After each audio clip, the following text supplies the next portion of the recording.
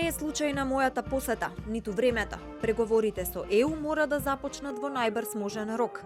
Вака словеничкиот председател Борут Пахор го започна својот официјален говор од Вила Водно. Според него, ако преговорите започнат сега, зборот договор во Унијата ќе добие значење.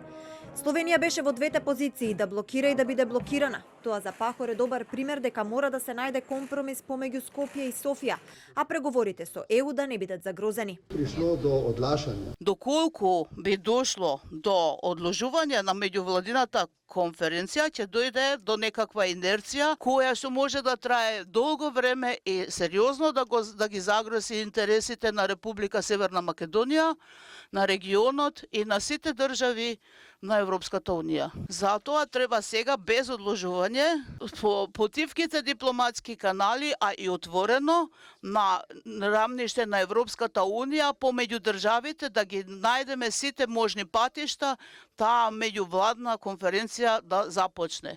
Не можам да ви кажам колку многу е тоа битно. Пахор советува се додека трае дебатата во Брисел пред усвојувањето на преговарачката рамка да стане официјално. Решенијата да ги најдат флексибилни преговарачи од двете страни. И Пендаровски се согласува на компромис, но црвените линии се јасни. За шефот на државата меморандумот на Бугарија е стартна позиција, а не последен став и верува дека првата меѓувладина конференција на Македонија нема да биде блокирана овој декември. Не можам да кажам уште од сега каков компромис ќе биде. Тоа е процес кој тече.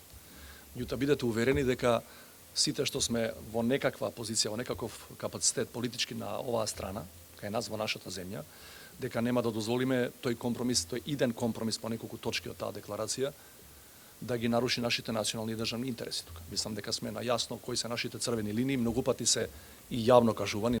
Двајцата председатели се поклонија пред гробот на Делчев.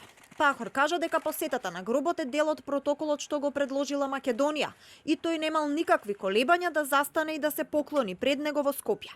Според Пендаровски пак, ставањето на Делчев во агендата на словеничката делегација не е политичка порака, туку вообичаена посета на државничко ниво. Борут Пахор останува 2 дена во Македонија. Денеска се обрати и пред пратениците во законодавниот дом. Ќе има средба со премиерот Заев, а утре ќе ја продолжи својата официјална посета во Охрид.